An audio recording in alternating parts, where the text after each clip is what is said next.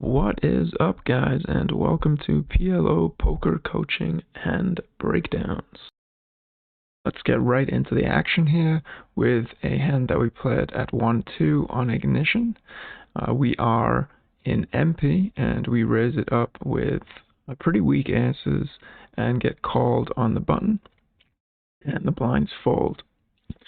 We come to a flop of Queen Jack 3 two-tone, and this is a board where we aren't really going to have a leading range.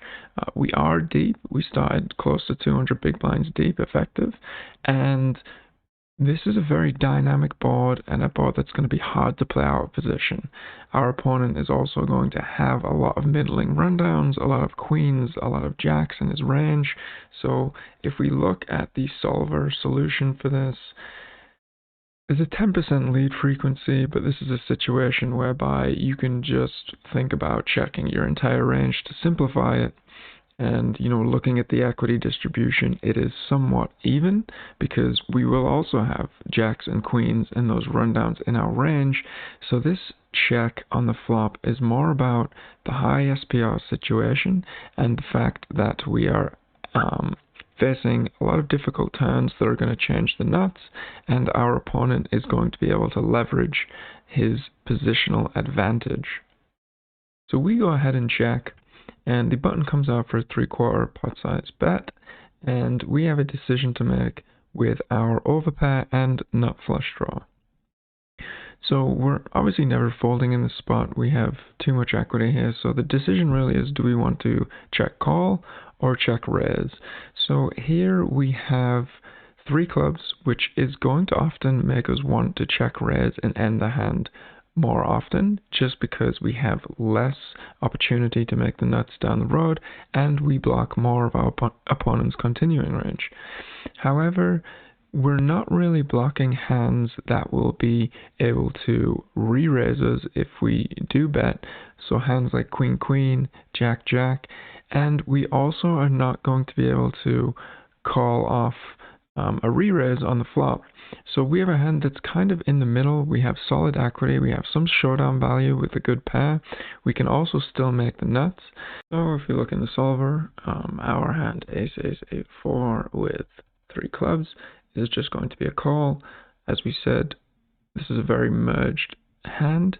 It has medium strength, and when we're raising out of position, we want to really polarize between the nuts and weak hands that we can raise fold. So if you think about hands that we would be looking to raise for value here, aces with clubs, there are going to be some raises, and what we really need is some additional backup. So we need the overpair, we need the nut flush draw, and we also would like a straight draw or something to go along with it.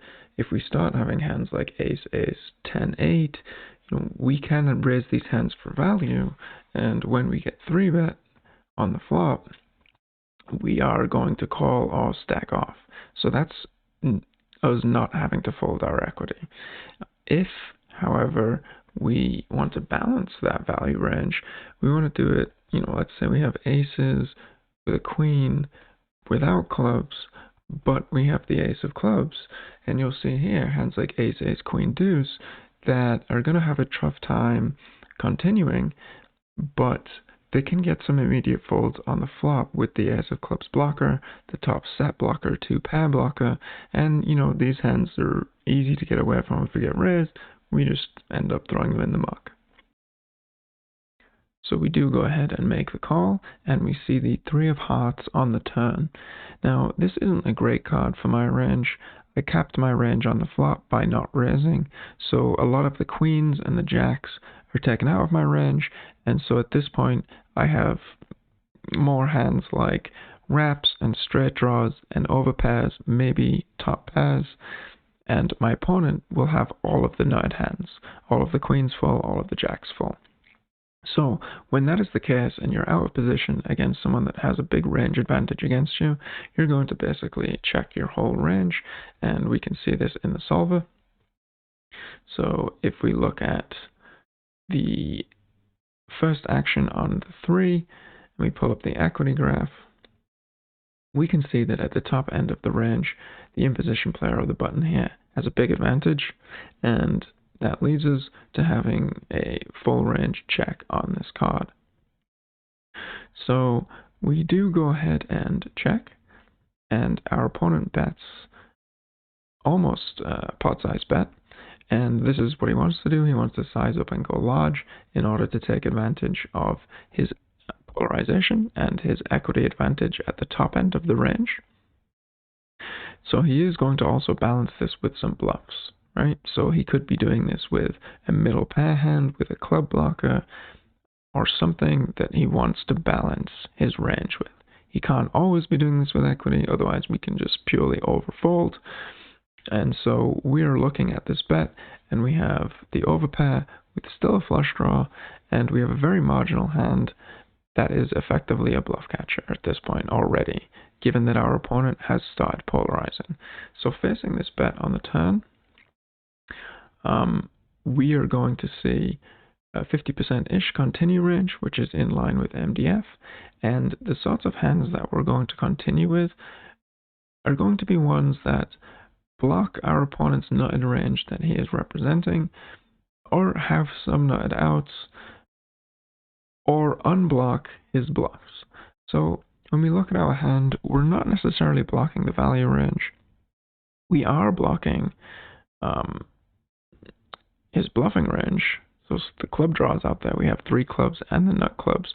So this makes this hand actually quite marginal in terms of calling on the turn, but given that the player is representing such a narrow range of queens and jacks, there are so many hands that he can still be bluffing with, and we unblock the king jack 10 type hands that would be bluffing on this turn, potentially with a club blocker. We'll also see in our range that we have no raising range here, and that makes sense if we were saying that we have a bluff catcher, because if we raise this bet here, all we're folding out is his bluffs, and anything stronger than our hand is going to continue. So you can see that ace, 8-4 with 3 clubs is going to be a defend in this situation. So we go ahead and make the call, and then we get the 6 of spades on the river, and we now have a decision to make, and again, we are in the same situation as on the turn. Nothing has really changed with the board.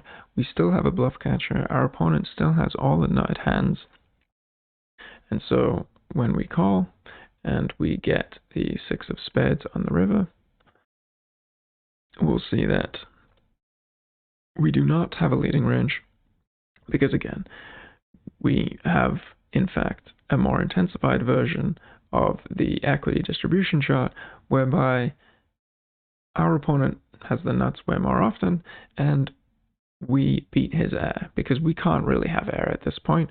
We called the flop bet, and we called the pot-sized turn bet, so we have something.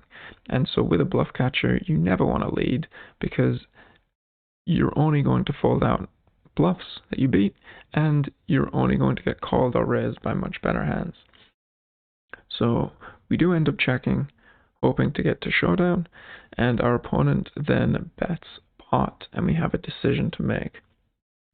So when you get to the river in Pot Limit Omaha and you're looking at whether or not to call a bet, your absolute hand strength doesn't actually matter. It really comes down to what is your opponent representing and what do you block. So if we look at this particular situation, when we're facing a pot-sized bet on the river, you can see, if we pull up the equity graph, that if our opponent is betting for value, we're dead. We're not going to win. He is repping the nuts. If he has the nuts, we lose. But the problem is, he's going to balance that range with some bluffs. He is not going to be pot-sized betting the river here with Queen Jack or Kings for value. He's likely going to check behind if he thinks that he can win with that hand, and if not, he's going to use it as a bluff. So if we look at our particular hand again, and we think, okay, what is our opponent representing? He's representing queens, he's representing jacks. He could potentially be representing a 3, which he could pot-size bet for value for sure. But you have to think how frequent a 3 is in his range after he calls on the button. It's pretty unlikely. Most of his range that takes this line is going to be comprised of queens and jacks. So when we look at our hand, what we want to do is we want to block his value, right? So we want to block queens and jacks. Unfortunately, we don't do that with this hand. Okay, so that's like a negative point for us to call. Now, we also want to unblock his draws that missed, and they could now be turning into a bluff. So we want to unblock clubs. Now, we have 3 clubs, so that is not a great reason for us to call. The reason for us to call here is that we do unblock king 10, we unblock hands like king jack 10. He will be making his hand with, a middle pair that he knows is likely never good on the river, and so he's going to turn into a bluff. So that's a reason why we might call. So on the face of it, this looks like it would potentially be a fold because we do block a lot of his missed draws. So he is representing such a narrow value range that we can look into some calls here. And what you'll actually see with the 3 club hand combinations is that they are likely going to be a call. So if we have ace, 8-4, and 3 clubs, we are actually going to make a call. And you kind of ask, well, why? Because we're blocking his missed flush draws now that he would need to bluff. Well, when you have 3 clubs, it now actually goes to the point whereby you make it less likely for your opponent to have clubs. So if your opponent has no clubs in this situation, he is going to be much more likely to bet, because his range versus your range now is going to look potentially as if you missed some flush draws. So him not having clubs makes it more likely that you did miss that draw. So he's going to find more reasons to bluff. So this is getting quite into the details, and I didn't necessarily find this in game. My reasoning really for calling here was that this player is very loose and is a recreational player and is playing like 80% of hands, and so he's going to end up with some pretty wide ranges on the river. So that was my main reasoning for calling, but I thought this was quite a marginal call, and that's kind of what tipped me over the edge. So we do go ahead and make a call, and our opponent shows up with a missed gut shot, really just a weak hand that probably has no place betting on a couple of streets, and definitely no need to be calling that pre-flop. And so we do scoop a nice pot. But this gives you a good sense of how you should be thinking about hands while you're playing and studying them after, so you can look into your conceptual understanding and where you're making some mistakes and then improve that going forward. And there are a few things that we discussed in this video that if you're not familiar with, make sure you check out our website, PLOpokercoaching.com. That is going to elaborate on some of the conceptual points that we discussed today. We will be back shortly with some more hand reviews, and thank you everyone for watching.